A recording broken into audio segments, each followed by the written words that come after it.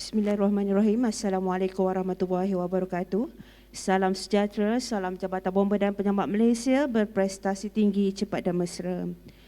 Kembali kita bersiaran secara hybrid dan juga fizikal dalam program Convention Pasukan Khas Jabatan Bomba dan Penyelamat Malaysia bagi tahun 2022.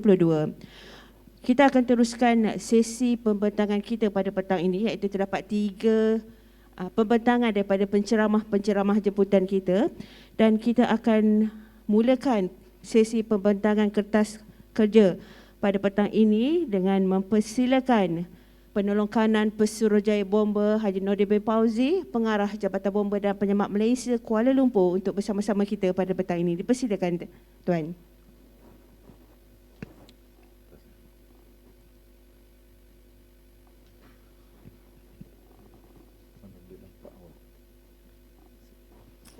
Sini boleh.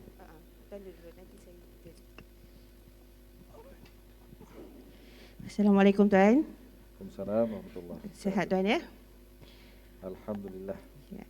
Terlebih dahulu saya mewakili pihak Rosetia Convention Pasukan Khas Jabatan Bomba dan Penyelamat Malaysia merakamkan setinggi-tinggi terima kasih dan penghargaan kepada Yang Setia Tuan kerana sudi bersama-sama kami pada petang ini bagi sesi pembentangan kertas kerja yang bertajuk Lesson Learned from PPDA Tragedy.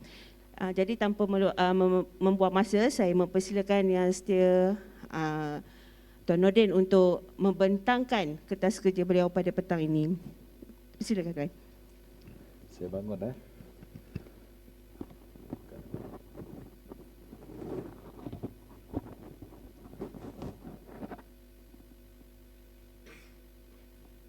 Okay, bismillahirrahmanirrahim.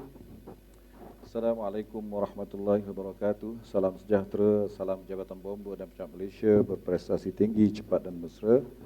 Salam keluarga Malaysia.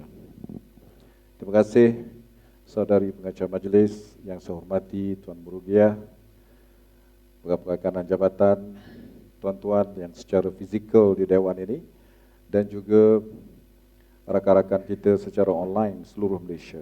Alhamdulillah pada petang ini saya diberi kesempatan untuk berkongsi lesson learned from PPDA tragedy, yang mana saya mengucapkan jutaan terima kasih kepada Barisan Urustia kerana telah pun memilih dan juga telah memberi peluang kepada saya untuk bersama-sama dengan pasukan yang penting, iaitu pasukan PPDA. Jadi bersama dengan kita pada petang ini mungkin seluruh anggota ataupun pegawai PPDA seluruh negara. Boleh dengar kan ya? Online boleh dengar? Jadi saya ada panjang juga ni, slide dia lebih kurang puluh-puluh juga, 40 lebih. Jadi saya akan cuba untuk mempercepatkan, dan sekiranya ada beberapa persoalan ataupun perkara yang ingin dikongsi lanjut, saya pohon kepada tuan-tuan secara fizikal ataupun secara online boleh mengemukakan soalan, saya dimaklumkan, saya diberi peluang juga untuk menjawab, berdialog lebih kurang 10 minit di hujung seminar ataupun presentation kita. Okey. Tuan-tuan dan tiada puan. Biasanya PPDA ini ada puan tak? Setakat ini ada ke PPDA yang orang perempuan? Ada ya? Okey, tuan-tuan dan puan. Jadi kita cuba lihat perkembangan dan pembangunan PPDA kita di seluruh negara. Jadi tuan-tuan dan puan-puan sedia maklum, PPDA ini adalah antara pasukan yang paling awal. Yang paling awal berbanding dengan pasukan-pasukan yang lain. Pasukan PPDA ini juga dia mempunyai sejarah yang panjang. PPDA ini juga banyak peristiwa-peristiwa yang cukup menyayat hati, suka duka yang telah mematangkan kita sepanjang lebih kurang sejarahnya 25 tahun di negara kita ini. Jadi saya di sini berkongsi sikit, saya dekat dengan slide apa nama ni, TV ini. Tuan-tuan sedia maklum bahawa pasukan PPDA ini bermula lewat tahun 80-an. Iaitu tahun 87, 86, kita telah pun ada PPDA di negeri Perak, saya dimaklumkan. Dan pada lewat 90-an atau lebih tepat lagi pada tahun 1999, 97. Ya, selepas Jabatan Bomba kita telah pun menukar namanya kepada Penyelamat, maka kita berkembang daripada firefighting kepada rescue. Salah satu rescue-nya adalah PPDA. Jadi dalam tempoh yang panjang sehingga tahun 2022 ini, kalau kita lihat dari segi manpower, dulunya kita hanya ada beberapa orang, 10-20 orang saja peringkat awal penubuhan kita. Dan hari ini kita telah ada sampai ratusan. Saya dimaklumkan sampai ribuan perjawatan telah diwujudkan ataupun telah diluluskan untuk pasukan PPDA. Dari segi manajemen, sama ada training, certification, accreditation, kita dulu bermula sebagai sport ataupun recreational diving sahaja. Dan dalam perjalanan kita sehingga hari ini, kita bukan lagi rekreasi, recreational ataupun sport, kita dah jadi professional. Tahniah kepada tuan-tuan dan puan-puan. Dari segi pengiktirafan, kita dulu hanya OWD biasa saja, betul-betul basic. Ya.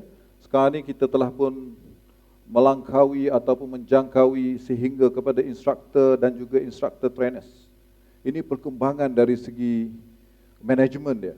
Begitu juga kita telah explore dalam bidang-bidang disiplin yang begitu complicated dan sophisticated. Kita ada night rod, kita ada mountain diver, wreck diving, wreck switch water rescue dan sebagainya. Malah kita juga telah pun memenuhi keperluan international standard. Ya? NFPA 1006. Ini adalah dari segi manajemen, training, certification dan juga accreditation. Pembangunan seterusnya berkaitan dengan machinery dan juga equipment. Dulunya kita banyak pakai basic PPE, dimiliki oleh anggota-anggota kita sendiri. Dibeli untuk tujuan rekreasi, bekerjasama dengan diving center. Tapi pada hari ini, sepanjang perjalanan kita lebih kurang 25 tahun, kita telah pun memodernkan kelengkapan scuba ini. Modernisasi sehingga lebih complicated peralatannya.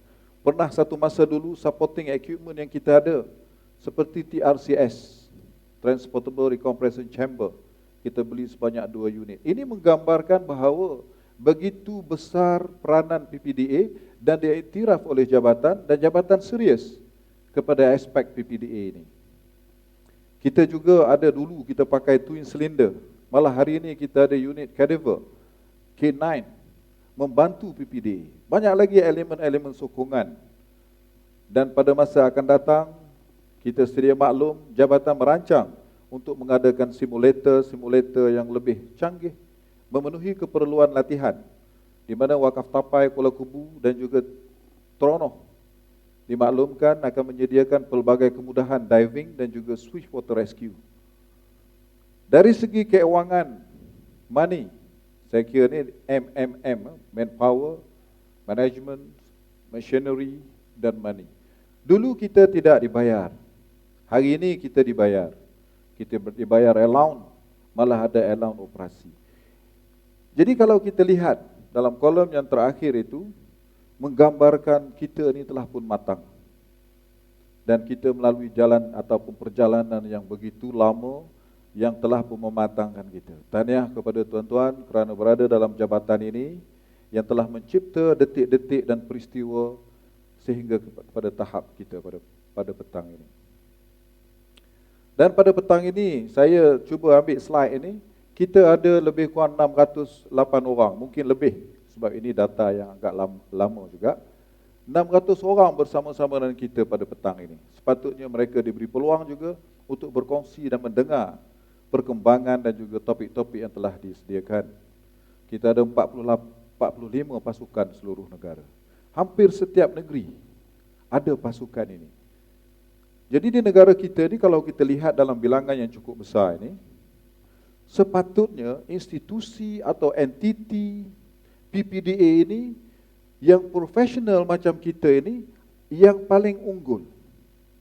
Saya percaya institusi yang lain ataupun entiti pasukan penyelamat yang lain ataupun selaman yang lain tidak secanggih, tidak seunggul Jabatan Bomba. Kalau kita kumpulkan semua, kita ada hampir 1,000 ataupun 600 orang pada hari ini, menggambarkan mereka yang begitu cekap, mahir mengatasi entiti yang lain. Sepatutnya kita mempunyai standard yang tersendiri. Orang rujuk kat kita. Kita menjadi rujukan kepada, kita ada standard yang tersendiri. Kita cipta standard kita. Nak rujuk kat mana agensi lagi. Kalau pasal scuba, pasal menyelamat, walaupun ada organisasi penyelamatan ataupun organisasi penyelam seperti NEWI, PADI, SSI dan sebagainya, mereka tidak kerja seperti kita. Kita sahaja yang bekerja dalam aktiviti menyelamat berisiko tinggi. Kita kena cipta standard kita sendiri. Mereka rujuk dan kita kena berbangga. Jadi kita jangan rasa macam rendah diri. Saya begitu melihat bahawa kita ni sepatutnya disegani. Kita dihormati. Kerana apa? Kita bercerita tentang risiko dan cabaran. Mereka tidak bercerita pasal risiko. Kita dipanggil apabila ada risiko yang tidak dapat dikawal oleh orang lain. Seperti kebakaran. Kalau kecil dia tak panggil bomba. Kita dipanggil apabila ada risiko. Maknanya pasukan kita ni pasukan yang lebih daripada orang lain, yang boleh mengatasi risiko. Cabaran yang besar, barulah kita dipanggil. Maknanya special team, elite dan special team yang pakar lebih daripada biasa. Kita kena angkat diri kita dan pasukan kita ini. Kita bercerita juga tentang kepakaran, kecekalan, keberanian dan pengorbanan. Tidak ada di dalam Malaysia ini satu pasukan yang mempertaruhkan nyawa sehingga benar dan ia adalah real. Pada tahun 18 yang lepas, rakan kita 6 orang telah terkorban daripada pasukan kita. Tahun lepas seorang. Daripada pasukan ini, pengorbanan kita adalah real. Orang lain teori saja, kita adalah real. Jadi inilah kita kena banggakan. Dan kita ada semangat berpasukan yang tinggi. Jadi tuan-tuan berada di sini ini adalah pasukan yang paling elit di dalam dunia pada saya. Sebab saya pernah present satu paper di Australia, Melbourne, Australia. Apabila selesai sahaja paper saya berkaitan dengan Low Head Dam, Mechanical Force and its Hazard. Apabila selesai sahaja saya present paper, saya dikerumuni oleh ramai firefighters dan rescuers daripada pelbagai bahagian di Australia, dari Brisbane, dari New South Wales. Mereka mengkerumuni saya, mengucapkan tahniah dan takziah.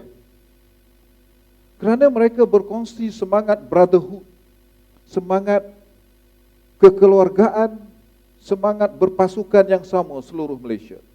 Dan sesuatu perkara yang cukup besar telah berlaku kepada rakan dan sahabat mereka walaupun di negara lain. Mereka berkumpul, bertanyakan cerita sampai mereka mengundang saya untuk minum-minum. Saya tak minumlah. Itu adalah salah satu pengorbanan ataupun salah satu pengiktirafan. Mereka tahu kita berkorban untuk masyarakat dan negara. Dan mereka juga sedar kita bukan calang-calang orang. Yang terkorban ini adalah takdirnya. Tetapi kita memang elit. Jadi inilah yang kita harus sedar dan kita harus lebih daripada yang lain. Pasukan lain di Malaysia ini yang menawarkan perkhidmatan kononnya tidak boleh melawani ataupun melangkaui daripada pasukan kita. Dan tuan-tuan dan puan-puan, di sebalik cerita pengorbanan dan sebagainya, kecanggihan, kehebatan, kita jangan lupa, kita sentiasa terdedah kepada risiko dan cabaran. Sehingga kita telah pun melalui beberapa tragedi yang cukup menyayat hati kita. Seperti yang pertama, yang direkodkan, yang popular, saya letak kat sini 6 sahaja. Yang pertama di Pulau Sembilan. Yang kedua di Kapit, Sarawak. Yang ketiga di tragedi Tasik Kenyir, Terengganu. Yang seterusnya LHD ataupun Low Head Dam Puchong, Selangor. Dan yang terkini adalah Sungai Putat di Melaka. Semua tragedi ini melibatkan apa yang saya sebut tadi. Kecekalan, semangat berpasukan, dan yang terakhirnya pengorbanan. Kerana di sini mengorbankan rakan kita. Rakan kita yang kita cintai. Jadi oleh itu, tuan-tuan, benda yang saya sebut ini peristiwa yang berlaku. Saya petik sikit daripada yang tuan-tuan saya tahu. Six Fallen Heroes. Jadi hari ini berbalik kepada yang lebih spesifik yang kita nak belajar daripada peristiwa tragedi ini. Saya tak akan cerita semua yang 6 yang saya tulis ini. Saya hanya ambil yang terkini, yang paling latest, iaitu yang telah berlaku ke atas seorang pegawai kita dalam insiden semasa menyelamat mangsa banjir di Kampung Sungai Putat, Aikruh, Melaka pada tahun lepas, bulan Oktober. 2 tahun sebelum itu bulan Oktober juga. Jadi betul lah kalau kita kata tragedi Oktober. Lagu tragedi Oktober itu mengingatkan kita kepada 2 peristiwa Oktober ini. Saya hanya mengambil kesempatan ringkas ini adalah arwah Muhammadiyah, terpaksa kita sebut kerana kita nak belajar sesuatu daripada kes ini. Berlaku pada 20 Oktober di Sungai Putat semasa mereka pasukannya menyelamatkan mangsa banjir. Jadi satu siasatan telah dibuat dengan terma siasatan sebanyak 8 perkara. Tujuan apa siasatan ini? Tujuan untuk melihat semua aspek-aspek yang mana untuk memperkukuhkan dan untuk improve, menambah baik kita semua. Sebab itu kita kena belajar daripada pengalaman ini. Sebab dari masa ke semasa kita kena sentiasa doakan, hari ini lebih baik daripada hari semalam, maka hari besok lebih baik pada hari ini. Sebab itu tuan-tuan berada kat sini untuk tujuan meneruskan kesinambungan, kebaikan dan juga penambahbaikan pasukan kita. Jawatan kuasa telah ditubuh dan saya telah diminta untuk mempengerusikan, terdiri pada Tuan Nazili, Profesor Dr. Rosnah yang akan juga present paper pada hari seterusnya, dan rakan-rakan kita Tuan Zaidi, Tuan Andy, dan dibantu oleh rakan-rakan tuan-tuan juga, dan Dr. Pakar daripada Melaka, dan juga pelbagai lagi anggota-anggota kita. Dan kita siasat, saya cuba nak beritahu kat sini, metodologi siasatan ini, supaya tuan-tuan sedia maklum, bahawa kita siasat ini, kita menyelidik, melihat, menganalisa banyak perkara, lebih baik tuan-tuan tahu sekarang. Supaya kita boleh bersedia. Bukan untuk disiasat, tetapi sebagai contoh, kita lihat dari segi prosedur operasi seragam. Maknanya kepatuhan kepada prosedur itu perlu mantap sentiasa. Begitu juga semualah yang kita ambil. Ini carta perbatuan ini simple saja. Kita telah pun menjalankan siasatan lebih kurang sebulan, 7 hari. Jadi daripada hari pertama sehinggalah pada 2 November, kita membuat laporan kepada Yang Maha Ketua Pengarah. Saya juga adalah orang yang terlibat di dalam siasatan kes 6 orang yang meninggal. Jadi siasatan-siasatan ini tidak pelik. Yang di Kapit pun saya juga terlibat. Yang di Kenyir saya juga terlibat. Jadi hari ini saya nak berkongsi secara keseluruhan supaya kita boleh improve semua kerja kita dalam PPDA. Ini maklumat yang kita perolehi daripada JPS Negeri Melaka. Jadi kita ini harus bekerjasama dengan semua agensi. Bukan semasa siasatan, malah hari ini kita kena fikir macam mana kita nak dapatkan resources, macam mana kita nak dapat data dan info dengan agensi-agensi lain. Itu kita bentangkan ini supaya kita tahu untuk operasi nanti yang akan datang, semua sumber-sumber ini jangan tunggu sehingga disiasat. Diambil lebih awal sebagai pre-planning ataupun pre-incident plan kita. Ini sedikit sebanyak tuan-tuan sedia maklum, tempat yang berlaku itu, yang tidak disangka-sangka, apabila hujan turun, empangan tidak boleh menampung, aliran telah divert ataupun telah mengalir ke laluan yang tidak sepatutnya, sehingga ke rumah orang, merisiko kampung itu, maka ada mangsa banjir. Masa banjir ini kita pergi untuk menyelamatkan mereka, untuk evacuate daripada kawasan, kita telah menjadi mangsa. Dan kita lihat semua, dari segi hidrologi, dari segi meteorologi, dari segi hidrologi, dari segi kadar alir air, dan pelbagai lagi, water runoff. Jadi semua aspek ini diteliti oleh pasukan penyiasat, di mana pasukan penyiasat juga adalah di kalangan macam tuan-tuan juga, yang memahami senario operasi. Dan ini kronologi yang saya sebutkan tadi, maknanya bermula daripada sebelah petang 16.00 pukul 4 sampailah 17.50. Ini kita cerita sikit saja tuan-tuan. Kalau kita lihat di dalam slide ini, maknanya pasukan kita daripada jentera dan juga daripada balai yang berhampiran, bukannya anggota PPDA sebab kita menyelamat banjir. Tetapi salah seorang dan beberapa orang adalah PPDA. Mereka diberi mandat untuk melakukan kerja-kerja yang lebih complicated. Ya, sebab mereka ada pengalaman tentang water body, tentang air dan tentang risiko. Sebab itu diberi mandat untuk lebih ke hadapan menjadi frontliners. Jadi tuan-tuan pun sama, senario yang sama. Jadi kumpulan ini telah approach pasukan ataupun mangsa dan telah mengambil tindakan untuk mengeluarkan mangsa daripada sungai ataupun daripada tempat banjir yang telah ditenggelami air lebih kurang paras pinggang. Ini mereka menggunakan ilustrasi 3D, mereka menggunakan tali. Tali ini sepanjang kerja kita, tali je lah yang paling penting. Jadi saya nak cepat. Cara mereka mengikat tali. Ini kena ingat, cara mengikat tali ini, ingat tuan-tuan bahawa tali adalah benda yang sinonim dengan kejadian tragedi. 2 kali sudah tali ini. Dan dikapit juga sedikit sebanyak ada kaitan dengan tali. Ada kaitan dengan kesukaran kita untuk melepaskan diri di dalam air kerana ada beberapa substrat yang berkaitan dengan tali, pukat dan sebagainya. Ini penting. Jadi cara dia mereka mengikat itu di pinggang. Ini arus. Jadi arwah ini arwah DM, saya panggil DM lah, MD Muhammadiyah ini ditolak oleh arus dan mereka terikat di badan kerana ikatan mati.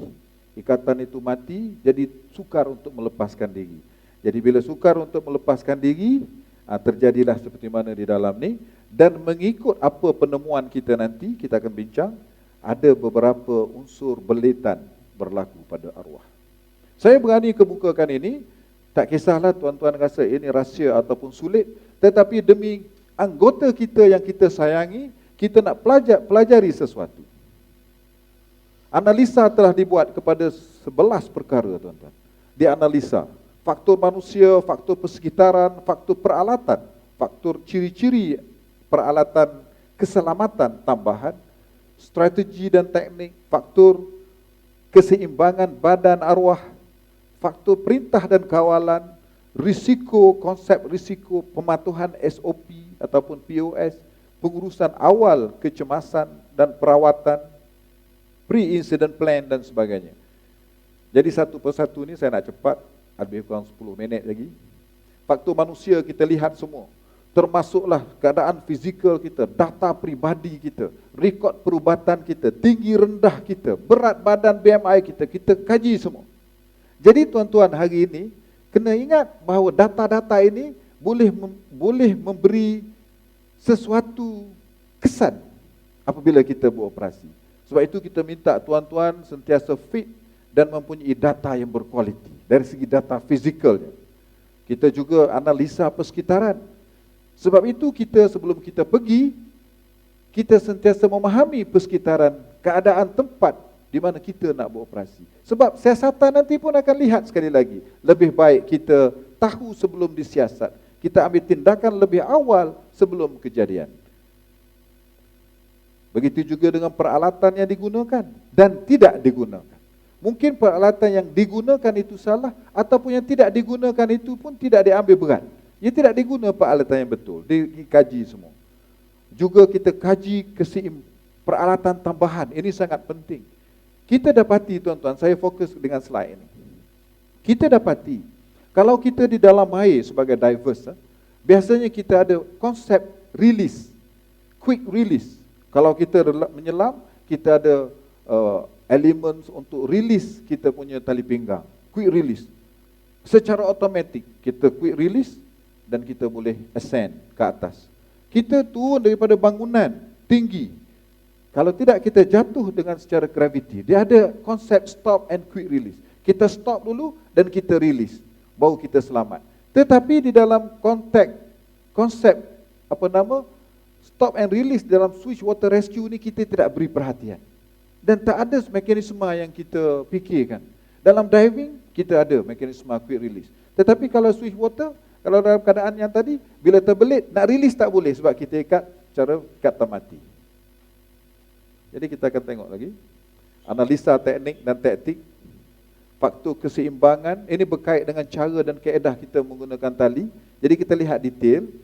Yang saya nak share tadi adalah quick release tu.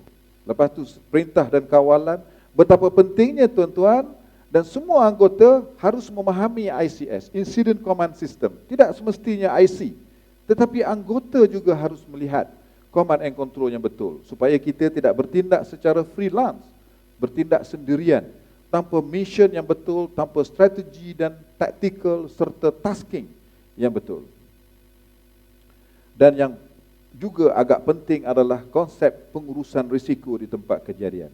Maknanya 4 pengurusan risiko ada subjek khas, mungkin lebih baik kita bincang lain kali, tetapi kita kena sentiasa seimbangkan safety and risk. Kita kena imbangkan. Kalau kita contohnya, kalau melibatkan nyawa ataupun tidak ada nyawa, lain tindakan kita. Risiko tidak boleh diambil apabila tidak ada potensi untuk menyelamatkan nyawa. Kadar pengambilan risiko ini bergantung kepada mission yang penting, keutamaan itu. Nyawa atau tidak, harta benda atau tidak. Harta benda prioriti yang kedua. Dan kita tengok juga semua pos operasi seragam kita. Analisa perawatan awal dibantu oleh Profesor Dr. Rosnah, melihat tindakan-tindakan awal yang diambil oleh rakan-rakan kita yang lain untuk operasi, untuk menyelamat arwah MD. Ini pun sama, pre-incident plan saya sebut pada tuan-tuan. Pendek saja masa ni, kita ringkaskanlah, kita lajukan. Kita pergi kepada penemuan, ini penting. Penemuan, faktor manusia, faktor yang memainkan peranan yang paling penting adalah faktor manusia. Faktor diri tuan-tuan dan pasukan. Maknanya dari segi fitnessnya kita mesti hebat. Kita lihat arwah ini 10 tahun berpengalaman, lebih 10 tahun di dalam scuba diving. Dan juga faktor perkongsian nilai dan etika yang tinggi di dalam pasukan. Mendorong kepada kejadian juga. Kalau kita tidak ada etika yang betul dan sebagainya lah. Faktor persekitaran, of course, saya harap tuan-tuan faham persekitaran air ini begitu berisiko, pelbagai benda harus kita pelajari. LHD juga adalah faktor persekitaran, low head dam, faktor pos ataupun prosedur operasi seragam. Penemuan dia adalah beberapa penemuan ini, mungkin saya nak bagi tahu 1-2 je, iaitu yang akhir sekali itu, plan komunikasi radio GIRN tidak digunakan seperti mana termaktub. Jadi kita kena ingat, kemudian pada ini kita kena ada satu simulasi. Latihan kita kena terus menggunakan semua komunikasi yang kita miliki, GIRN. Sebab kita tak boleh melaung-laung buka air dan sebagainya, orang tak boleh kalau operasi firefighting. Ini pun tak boleh. Kita kena betul-betul sharp dan juga kita kena short and sharp dan faham operasi itu ada risiko dan sebagainya. Ini yang antara yang kita temui lah. Ini yang paling penting juga, antaranya adalah peralatan itu tidak ada mekanisme quick release. Kita pakai PFD. PFD kita ini sebenarnya tidak jenis yang quick release. Dia PFD saja ataupun personal floating device. Dia untuk personal floating device yang tidak ada mekanisme itu. Sepatutnya untuk switch water rescue kita ada jenis yang lain. Untuk mengatasi masalah itu, kita boleh untuk pengapungan, tetapi untuk kerja teknikal, kita tidak boleh menggunakan peralatan yang mengikat kita daripada release, mengikat kita daripada keluar dengan emergency masa kejadian. Maka kita syorkan kita kena ikatan yang lain. Ikatan seperti highwayman hitch yang mungkin boleh mengganti quick release harness. Faktor perintah dan kawalan juga penting. Di sini komander dan juga tuan-tuan harus faham dynamic risk assessment. Kalau kita tak bagus dalam dynamic risk assessment dan kita tidak ada pre-incident plan, mungkin kita akan terdedah kepada risiko luar jangka. Jadi kita tidak boleh meneka apa yang boleh berlaku dan membuat persediaan fizikal dan strategi yang diambil dengan tepat. Juga kita ada penemuan awal mendapati bahawa IMRS telah melakukan stay and play dan juga chest compression. Sebenarnya arwah ini, kalau tuan-tuan tengok, yang ini ya, arwah ini dia tenggelam timbul selama 15 minit. 10 ke 15 minit. Penemuan kita daripada kronologi dan temu ramah. Dan kita juga mendapati orang awam, mereka menyatakan mereka membuka sedikit tali di leher, ada belitan. Begitu juga seorang pegawai di sini tersebut namanya, telah pun melakukan second rescue breath kepada MD dan juga chest compression. Dua-dua tindakan ini sangat-sangat penting dan tepat sebenarnya mengikut doktor perubatan dan dari aspek medikalnya. Sehinggalah anggota ini, arwah ini sebenarnya tidak dibawa secara broad in death, maknanya tidak dibawa setelah meninggal. Maknanya percubaan yang dibuat untuk perawatan awal di lokasi itu memanjangkan nyawa arwah ini sehingga ke hospital.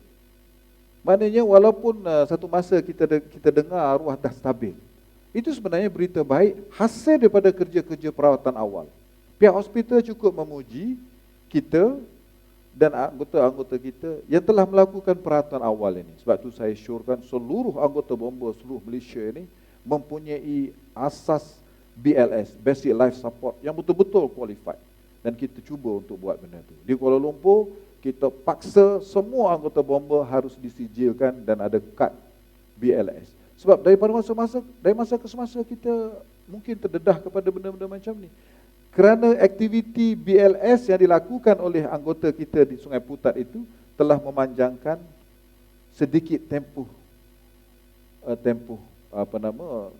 kematian, ya, ataupun telah pun berusaha dipanjangkan survival arwah ini. Okey tuan-tuan, secara kesimpulan dia, keseluruhan dia, pelbagai cadangan dan tindakan susulan yang perlu diambil oleh jabatan kita hasil daripada siasatan. Ada 9 perkara. Bermula dengan PFD untuk swift water rescue perlu dikaji semula. Seterusnya, pengetahuan dan kemahiran penyelamatan dan operasi perlu ditingkatkan. Dan seterusnya juga strategi dan taktik penyelamatan swift water perlu dipertingkatkan. Juga bukan sekadar kepada PPDA, surface and swift water rescue sepatutnya menjadi multi-scale kepada semua orang di balai. Pemodenan peralatan bagi operasi swift water rescue juga perlu dibuat. Semakan kepada POS sedia ada dan penyediaan POS terbaru. Sebab selepas 2-3 tahun kita kena semak balik. Sebab POS kita ini lebih bergantung kepada risiko yang sentiasa berubah. Maka kita kena ubah sesuai dengan risiko yang kita hadapi. Juga perlu semakan kepada modul Dynamic Risk Assessment. Kita kena belajar Dynamic Risk Assessment ini. Seterusnya penyediaan PIP, Pre-Incident Plan, dan juga seperti mana saya sebut, pengurusan Basic Life Support dan First Aid. Ini sebelum insiden, during insiden. Kalau sebelum insiden tuan-tuan tidak ada rancangan, tidak ada pre-incident plan, mungkin tuan-tuan mengalami masalah during incident untuk mengadakan incident action plan. Jadi incident action plan sangat-sangat penting dan bergantung kepada pre-incident plan. Sebelum menyelam, hari-hari kita free sebelum operasi, kita kena menyediakan PIP. PIP ini satu subjek yang lain. Tetapi tuan-tuan kena ingat di dalam fikiran PIP penting kerana tanpa PIP yang betul mungkin menyusahkan kita untuk mengambil IAP, Incident Action Plan. PIP, IAP, ingat. PIP, IAP. Alright. Dan ini konsep risiko yang diambil oleh Jabatan Bomba. Risk kat sini ada hazard dan juga kali dengan vulnerability, bahagi dengan coping capacity.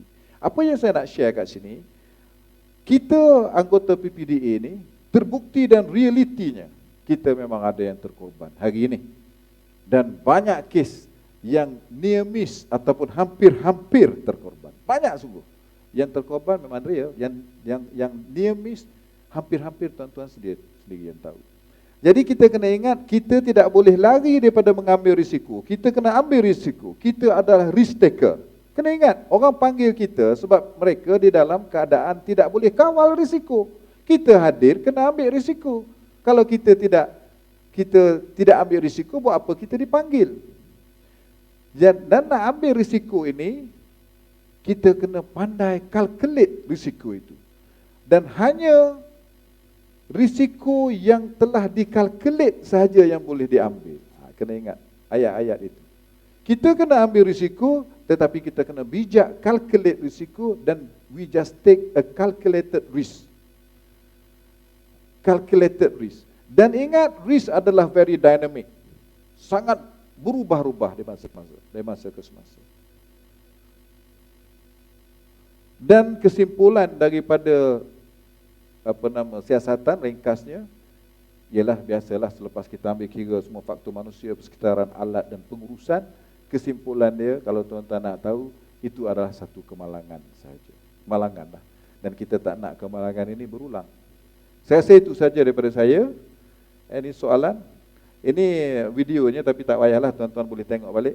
Quick release yang perlu ada, harness yang perlu ada lah. Dan lepas pada ni, saya mata tak nampak you pakai slide tu. Tak buat spek. Okey, teruskan dengan kalau ada soalan. Okey, kita buka soalan. Sekiranya tuan-tuan ada pertanyaan, boleh kemukakan soalan kepada yang setia Tuan Nordin. Dipersilakan.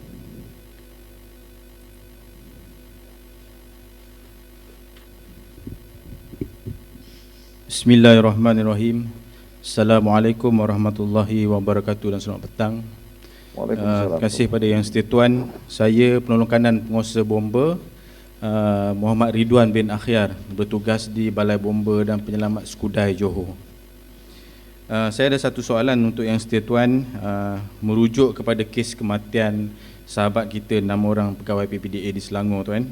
Seperti yang kita sedia maklum, kes ni merupakan kejadian yang berlaku di Low Head Dam, yang mana merupakan kawasan yang mempunyai turbulence dan juga eddy.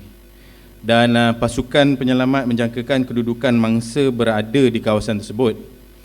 Kita juga sedia maklum bahawa turbulence dan akan memungkinkan wujudnya pusaran air ke bawah ataupun ke atas yang akan memerangkap penyelamat. Soalan sini justeru, apakah langkah yang terbaik dan teknik yang boleh dicadangkan dalam menghadapi situasi ini? Terima kasih yang setia tuan.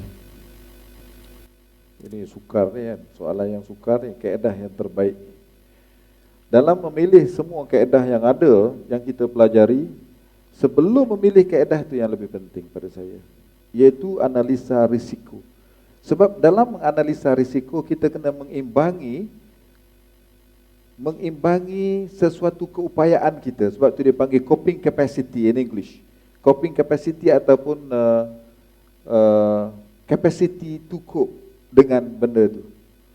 Kalau kita ada capacity, contohnya, salah satu capacity yang ada, ilmu, PPE, SOP, communication. Kalau kita nilai, kita ukur, PPE kita kata kita bagi 2 markah. 2 markah. Lepas pada tu kita ada SOP yang cukup, 2 markah. 2. Maknanya kalau PPE, SOP, kerjasama, alat mengukur, tali yang betul, strategi, walkie-talkie, semua ini memberi markah 2 menjadi 10 keupayaan. Apabila 10 keupayaan kita, risiko yang dinilai itu, kalau kosong tak ada kes.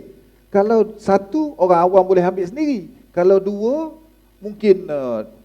mungkin mudah lagi nak pergi. Kalau dah turbulent kita ambil. Dah turbulent ini satu benda yang sukar nak dijangka, sebab struktur itu menyebabkan air itu boleh turbulent. Air ini, dia water flow ini, dia tengok pada structure dan juga substrate di dalam bawah. Kalau ada batu, dia akan lari. Water flow dia itu akan menyebabkan berlakunya perubahan. Jadi susah nak teka. Jadi kesusahan itu sebenarnya kena imbang dengan coping capacity. Kalau turbulent itu level risiko 10, kalau secara pengiraan matematiknya, kita kena ada 10 juga keupayaan. 10 keupayaan. Even delay pun, kita delay kan menyelamat itu sehingga betul-betul air surut. Itu pun strategi. Maknanya kalau kita strategi betul, coping capacity cukup, maka risiko itu jadi imbang. Bila risiko imbang, insya-Allah selamat. Sebelum kita pilih strategi itu yang itu lebih penting. Jadi kadang-kadang kita tidak mengira lagi, tidak calculate lagi kita punya coping capacity, keupayaan kita. kita telah ambil strategi. Walaupun strategi yang diambil itu betul. Contoh menggunakan itu lagi kita menggunakan human change, menggunakan rantaian manusia. Contoh. Tetapi manusia itu tidak berkeupayaan. Tidak cukup PPE, maka dia tidak ada markah pada PPE. Maka kalau tidak seimbang coping capacity dengan kita punya risiko, maka berat kepada risiko itu sangat bahaya. Bagi orang awam, risiko dia tahap 2 contohnya atau tahap 3 nilai risiko tu dia tak boleh buat dah. Tapi kenapa kita pergi? Sebab kita ada keupayaan yang ada nilai juga untuk imbang risiko tadi. Contoh keupayaan kita yang saya sebut, kita ada SOP. Orang awam tak tahu SOP. Kita ada alatan, kita ada komunikasi, kita ada apa lagi? PPE, kita ada signal, kita ada quick release dan sebagainya. Sehingga kita cukup di sini, maka apa sahaja taktik yang kita guna, yang kita pelajari, insya-Allah mudah dan selamat.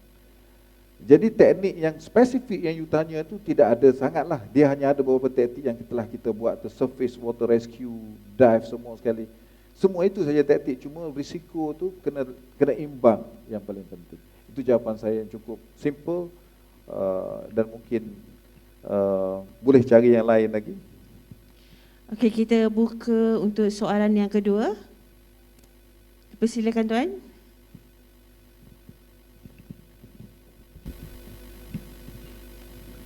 Bismillahirrahmanirrahim. Assalamualaikum warahmatullahi taala wabarakatuh. Yang Tuan, saya penolong penguasa Fazizul Hizam bin Burhan, bertugas di Pejabat Zon 5 Tawau Sabah. Soalan ini mungkin sedikit luar daripada taklimat yang Tuan sampaikan sebentar tadi. Seperti yang kita tahu, pasukan penyelamat di air merupakan pasukan khas pertama di dalam jabatan. Kalau dilihat daripada segi pemodenan pasukan ini, banyak perubahan yang telah dilakukan, terutama sekali dari segi PPE, peralatan selam dan lain-lain. Dari segi mobiliti, bagi mempercepatkan lagi pengeluaran pasukan ke lokasi kecemasan, apakah pandangan Tuan bagi mewujudkan jentera yang sesuai dengan peranan PPDA di masa hadapan Tuan? Itu saja Tuan. Terima kasih. Terima kasih Tuan tanya daripada Tawau. Sebenarnya tuan-tuan, jentera yang khas di darat ini memang dirancang oleh jabatan. Saya melihat satu perancangan cukup panjang jabatan ini ingin adakan water rescue tender. Maknanya kita pergi itu ada siap dengan BA compress, bukan BA, scuba diving tank, kompresornya, siap dengan mungkin depth finder, siap satu set. Dan sampai masanya apabila kita dah perlu ada diving tender ataupun water rescue tender yang khas. Dan di yang laut memang kita dah ada. Sebenarnya tuan-tuan, kita bermula daripada awal lagi, kita ada waterboat fire and rescue, FRB dan sebagainya. Ada kaitan juga dengan scuba diving dan juga ada kaitan dengan water rescue. Kita pernah beli denggi, kita pernah beli boat-boat yang pelbagai ni. Sebenarnya ada kaitan. Tapi kalau boleh kita nak yang lebih baik lagi. Dan saya setuju sekiranya kita percepatkan benda ini sebab kita dah ada ribuan. Mungkin kita kena ada, sekarang ni untuk makluman tuan-tuan, jabatan sedang merancang untuk membeli compact fire and rescue tender, CFRT kan. Kita ada lebih kurang compact ini, saya pun tak boleh sebut detail, tetapi saya tahu 150 unit compact ini dalam proses perolehan. Mudah-mudahan kita akan dapat prototype yang pertama dalam masa mungkin hujung tahun atau sebagainya, hujung tahun ini. Dan kita lihatlah prototype yang akan dibeli ini dan kita akan panjangkan sehingga 150. Compact rescue, dia tak ada untuk pemadaman. Maknanya rescue yang lain kerajaan jabatan telah iktiraf. Ya, rescue seperti RTA, semua alat-alat yang ada kat dalam tu lebih pada rescue darat. Dan saya yakin apabila satu masa nanti dengan adanya keupayaan tuan-tuan, kita mampu untuk ke arah itu. Ke arah mendapatkan satu water rescue tender. Dan sekarang ni dirancang di Wakatapai untuk mengadakan simulasi di mana kita boleh buat simulasi air turbulence with water rescue dan juga untuk air yang mempunyai kedalaman untuk buat aktiviti underwater. Jadi itu adalah perjalanannya, dan saya yakin untuk sampai ke destinasi ada dalam kotak fikiran kita. Soal cepat dan lambat itu, mudah-mudahan ekonomi kita baik, mudah-mudahan peruntukan kita ada, dan pentingnya tuan-tuan ini telah berkembang dengan bagus, kita akan dapat benda itu. Baru-baru ni ada seminar sebagai contoh di Filipina, dia panggil PhilDeck ataupun Filipina Diving Expo. Ada juga di Kuala Lumpur, dibuat expo dan juga diving expo. Saya bertanya kepada organizer, kenapa tidak libatkan bomba? Jadi saya juga present satu paper ke Filipina secara online. Mereka bertanya, mereka kata, mereka sebenarnya mencari-cari orang-orang di kalangan kita. Dia tahu kehebatan bomba untuk present paper. Jadi tuan-tuan jangan ingat bahawa tuan-tuan free dan comfort zone. Ada banyak lagi platform yang lain tuan-tuan boleh pergi, international platform untuk seminar, untuk present paper. Tidak perlu pergi secara fizikal, tiket kapal terbang, penginapan, ada kos. Baru-baru ni dia buat international. Pengalaman saya sendiri, saya present satu paper. Jadi kalau kita sentiasa macam itu, platform itu diguna oleh pegawai kita dengan baik, maka kita akan lebih dikenali, kerajaan lebih mengenali kita. Jadi apa yang kita minta sesuai dengan kehendak kerajaan, sesuai dengan ekonomi, sekelip mata kita akan dapat. Kita tak perlu tunggu pengorbanan, terkorban lagi. Jadi saya bukannya orang yang boleh menjanjikan apa-apa, tapi saya akan turut memperjuangkan kehendak kita semua. Terima kasih. Dan kita buka lagi satu soalan yang terakhir untuk yang setia Tuan Nordin menjawab sekiranya ada soalan-soalan yang ingin dikemukakan. Dipersilakan. Assalamualaikum ya Tuan. Saya penolong penguasa bomba Muhammad Hamizan bin Husin daripada Zon 2 Melaka. Saya ada satu soalan Tuan. Apakah pendapat Tuan selepas selesai menjalankan sesuatu siasatan, adakah perlu diwujudkan satu garis panduan bagi menjelaskan lagi keperluan yang tidak terdapat di dalam prosedur operasi seragam PPDA? Terima kasih Tuan. Okey, dalam POS ataupun prosedur operasi seragam ini, dia adalah seragam. Yang kita boleh seragamkan benda-benda asas sahaja, kita boleh seragamkan benda-benda asas. Benda-benda yang asas dan benda-benda yang penting dari segi subjek dan topiknya boleh diseragamkan. Ya. Tetapi yang detailnya perlu melalui proses peraturan ataupun proses penulisan yang lain.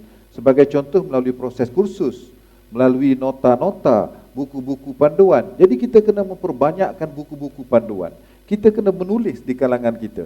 Kita kena buat pecahan kepada menerangkan SOP itu kepada buku-buku handbooks, ada pocket books untuk menerangkan lebih detail. Kalau kita nak kumpulkan semua di dalam SOP ataupun PTKP, mungkin PTKP kita 3 inci, 4 inci. Jadi untuk menerangkan detail kepada PTKP itu adalah kepada nota, kepada buku panduan, kepada pocket book, guide book dan sebagainya. Jadi siapa yang nak buat itu? Tuan-tuan juga digalakkan supaya cuba mengeksplor bidang-bidang tuan-tuan sendiri, membuat penulisan supaya generasi akan datang senang nak rujuk dan akhirnya semua bekerja mengikut standard yang ataupun mengikut kualiti yang tinggi. Ini kita mengalami kelemahan dan kekurangan kepada aspek itu. Akademik ada cuba membuat buku-buku sebagai contoh, Swiss Water Rescue contohnya, Swiss Water. Banyak lagi perkongsian pengalaman tuan-tuan, yang tuan-tuan pergi khusus overseas, yang pergi buat kolloquium, banquet dan sebagainya, buat penulisan. Karena kita tidak boleh bergantung harap pada orang lain. Orang lain tidak sama dengan kita. Mereka tidak ada kerja seperti mana yang saya sebut tadi. Keunggulan jabatan, dia tak capai level tu. Kita ada standard kita sendiri. Maka kita sebenarnya yang dirujuk, maka kita kena sediakan bahan rujukan.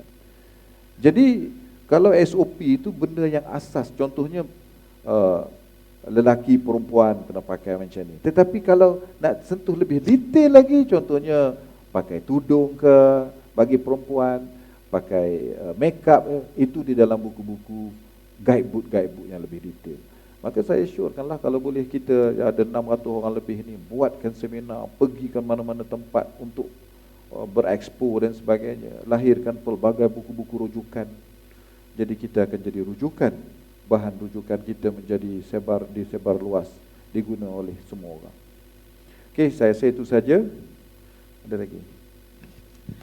Okey, itu adalah soalan yang terakhir ya, dan kita mengambil kesempatan untuk mengucapkan sekali lagi terima kasih kepada Yang Setia Tuan Nordin bin Fauzi, dan untuk makluman Tuan Nordin bin Fauzi telah pun berkhidmat dalam perkhidmatan awam selama 26 tahun dan merupakan anak kelahiran daripada negeri Kelantan.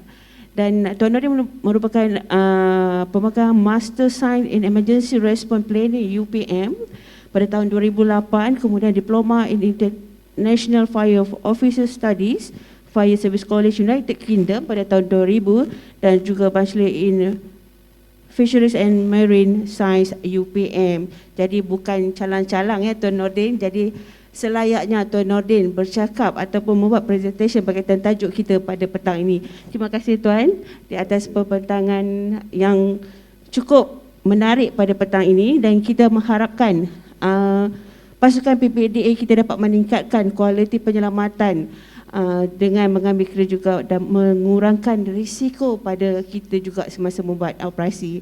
Sekali lagi saya mengucapkan terima kasih, dan untuk itu kita mempersilakan Tuan Murugiah Hanalaki Mutusabi untuk menyampaikan cenderahati penghargaan kepada Yang Setia Tuan Nordin. Dipersilakan Tuan.